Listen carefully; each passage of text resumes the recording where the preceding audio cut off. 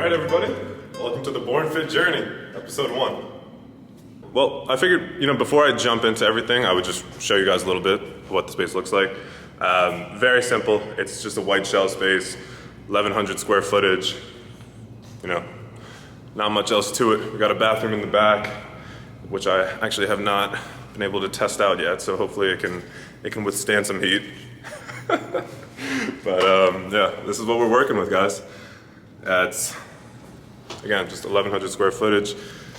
Front door back there, up there, back door right here. Got a huge parking lot, which is nice, about like 100 spots. I share this plaza with 3 other tenants, but yeah, plenty of parking for all of us. So the space turned out perfectly, man. And one thing I will say, just to start out with, is the real estate process sucks. It was like an 8 to 9 month journey to just find this space. I would always say, just for other aspiring business owners, just always caution with time. Just give yourself, budget as much time as you can for this type of stuff, because you never want to feel rushed and end up, settling on some place or compromising just to get the location or, whatever your business entails. But you never want to compromise on this type of stuff. Everything here needs to feel natural. It needs to just sit right with your gut.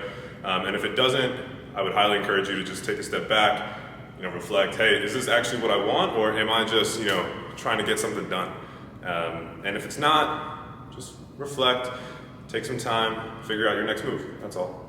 Alrighty, so talking a bit about my story to get up to this point, right? I got my start in training back in early years of high school, right? I started out training basketball because that was the sport that I grew up playing, and I, just gradually, some kids at the gym that I would train at started asking me, hey, could you show me a couple drills to do so I can get my handle like yours or my jump shot like yours. That's how I got started, and then eventually, I realized I could make some money off of it. So I started, just contacting parents and families that I knew in the town, and ended up going to a bunch of people's, driveways, and I would just coach their kids in their driveway for about an hour. And that's how I got started, and then slowly built up, my clientele back here, and ended up doing, camp-like events where I would have 10 to 15 kids, just hosting really large group events. But yeah, that was my basketball training career. I did that from high school up until college. I was also playing basketball simultaneously. So I played basketball all throughout my life up until sophomore year of college.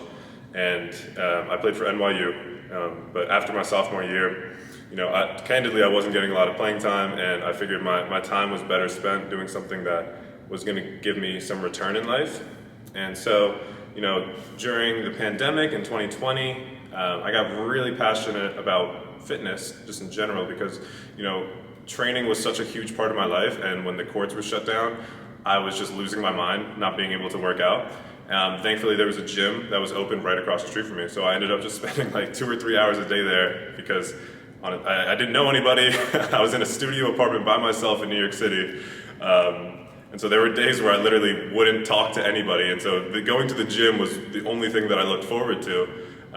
Bit of a lonely time in my life, to be candid, but I don't have any regrets about that time in my life. It gave me such a great foundation, mentally and also physically, just around training in general, right? And just being able to really understand the vast benefits that health and fitness can offer. That time in my life was really transformational for me. But anyways, fast forward 2 years later, I ended up quitting the basketball team, decided to pursue personal training. I got certified as a personal trainer actually before I quit, but I wasn't, practicing. And then as soon as I quit the basketball team, signed up as a trainer actually at the gym that I was working out during the pandemic. I just asked them if I could start working as a trainer. They said sure. And so I started working there right away. Just slowly built up my book of business there. Had about 6 or 7 clients that I was working with at the time when the gym ended up closing. Funny story there, not gonna get into it today, but gym closed probably like late December that year. And then, I found myself without a gym to train at, or without a gym to train people at. And so I just sort of reached out to all the clients that I had been working with at the time, saw which ones of them had a gym in their apartment building, and then all of those clients I just started doing freelance with. So I would just travel to their building, I would train them, and then leave. And so, I just slowly over time built my book of business doing that. One thing that I do want to point out is that all of my business that I got back from when I was doing freelancing, it was all via word of mouth. Like, I had I think 4 clients that I started out with from who I had at the gym, and then every client thereafter was all referral based. And so anybody who's in the service industry, referrals are king, right? Like, if you are so good at your craft that other people are willing to, take the risk of referring their friend to you, that says a lot, right? Because that person is taking on some risk for sure, right? Because what if you suck? Their friend's gonna come back to them and be like, what's wrong with you? So if you're in the service industry, referrals are really king, and it's just such a great indicator that you're doing a great job of your craft. But yeah, fast forward, so I did that freelance model all throughout the remainder of my college career, and then when I graduated early from college in 5 months ago at this point, I immediately started working at an investment bank because I graduated with a degree in finance. At the same time, I moved out of New York City, moved back home in Westchester, where I am now, and I started working at a gym, in Westchester, who the owner of it used to be my trainer, actually. He's an amazing guy. His gym is called Just Lift Fitness. If you guys are interested in an amazing gym, it's in Bedford Hills.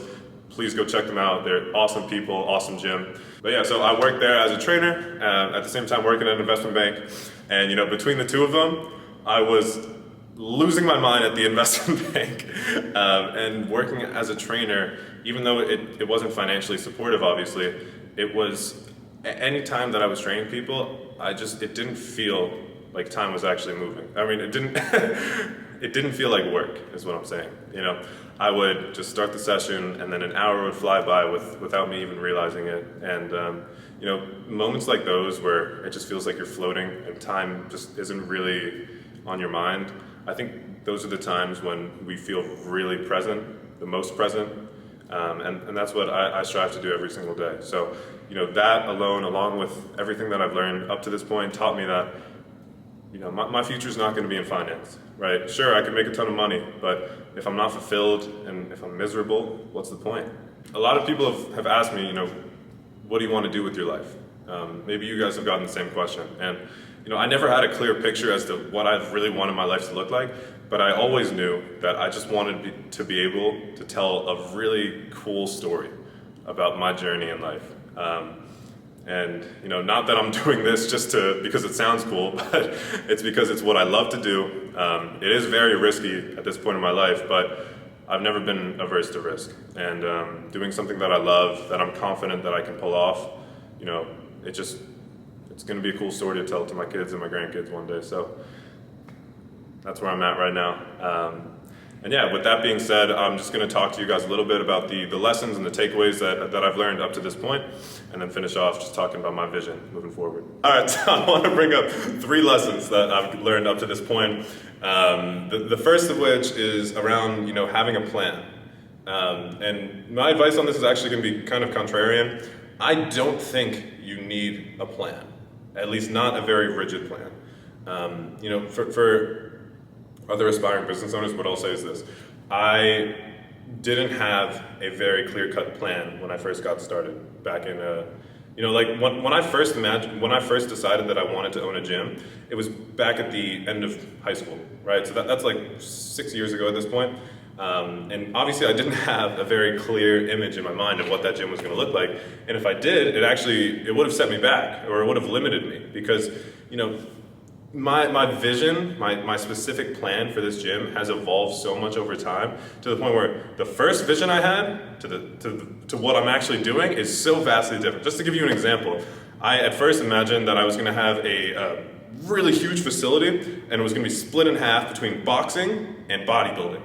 I had a very terrible name for it, which I'm not going to bring up right now, but just to give you a sense, that is what I first imagined I was going to be doing. Obviously, for those of you guys who don't know, this BornFit Training Academy, it's going to be offering one-on-one and small group training. Small group is 4 people with 1 coach. along with the nutrition coaching and accountability, right? So vastly different from boxing and bodybuilding. But the fact that I didn't have such a rigid plan and I wasn't, unadaptable to changing my plan, that gave me a lot of wiggle room to be able to just have the creative prowess to just pursue whatever I was most inclined to do at that time. And the circumstances change, you change over time, right? So my first piece of advice is don't start out with such a rigid plan. Sure, have a vision, have a very good vision, but let that vision evolve naturally over time. All right, piece of advice number 2, that is speed, right? Throughout this entire process, the one singular character trait that has served me best is being hyperactive and as fast as possible with getting work done, right? What I mean by that is, like, the second work comes onto your plate, get it off right away. Get that shit done so that you don't have to worry about it anymore, and so that you can just keep the process moving forward, right? A lot of times in this journey, or with any journey, it's easy to feel warranted or justified in resting on your laurels and in just being complacent for the time being. Like, you get a lot of work done, and then more work comes in, and you're like, I've done so much, we can just push that to later. No, don't. Get things done as soon as you can, because this process, there's so many moving parts with building a business, and you never know where the bottleneck's gonna come from. Just make sure that it's not you, right? Whether it means waking up at as early as necessary or going to sleep as late as necessary just to get the work done, do it, right? The work doesn't care about how it makes you feel. It really, your feelings do not matter. The only thing that matters is that you get the work done. Okay, and the third, final takeaway is to have patience. And I know that might seem a little contradictory, but let me explain what I mean, right? So I'm gonna reference this in relation to one of the most amazing, impressive entrepreneurs that I look up to, and that's Alex Hormozi. If you guys don't know who he is, I highly recommend checking him out. He's just a wealth of knowledge, really. But anyways, Alex has this proficiency for just taking these kind of complex or just abstract terms and operationalizing them, making them clear so that you actually understand the definition, right? And so with patience, he defines that as figuring out what to do in the meantime. For me right now, the way it's coming about is I have to be extremely patient to get this gym ready and set up. The reason being is because I'm not in control of everything that's going on, right? I'm waiting for freight shipments of the flooring, the mirrors, all the equipment. I also have to wait for my contractor to renovate the bathroom. So all of this stuff, these are all bottlenecks that I don't have the autonomy over, right? So I have to be patient. What does that mean? It means figuring out what can I do in the meantime so that I can still build this business and make it as amazing as possible so that when the doors finally do open, customers love it right away. Just figuring out what can I do? Can I make content like this? Can I work on my website, make it smoother, make it easier to read, and provide more value to anybody who clicks on it? Can I work on my ads? Can I work on my copywriting? Can I work on my selling? Can I practice my sales pitch? There are so many things that I can do at this point in time that just the fact that I can't install the equipment and the flooring, there are so many other ways to make progress and to improve the quality of this experience for people. So, third, final takeaway for today is to have patience throughout this entire process. All right, guys. So the last thing I wanted to bring up for today is just my vision for this place moving forward. My mission for this place is to just provide all the necessary components of an actual fit lifestyle at an affordable cost to be able to just create a community of people that are permanently affected for the better, obviously. And so what I mean by that is I want to help as many people as possible, man. I want this place to just attract all the motivated people in my community, and I want to build a community of people who share this identity, this fit identity. But yeah, that's pretty much it. That's my vision for this place. Moving forward, my goal is to just continue to make the member experience as amazing as possible. Just to create an environment that people look forward to coming and working out at. You know, not just because of how good the workouts are and how great they feel and how much progress they're making, but also because of the people that they get to surround themselves with, right? Like-minded people who just build each other up, encourage each other to be better than they were yesterday.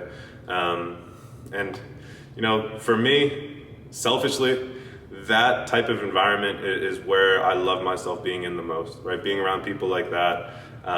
You know, people like that, they're my kind of people. So everybody who steps foot in this door, they're truly cherished by me, by everybody else that's a part of this community. And that's really it. Not too much else to say. I'm gonna wrap it up there for today. This has been episode 1 of the BornFit journey. Episode 2 is probably gonna come when I actually have some more stuff in here. So roughly like 2 weeks from now is what I'm thinking. But yeah, stay tuned for that. And I really appreciate each and every one of you guys following me along this journey. Peace.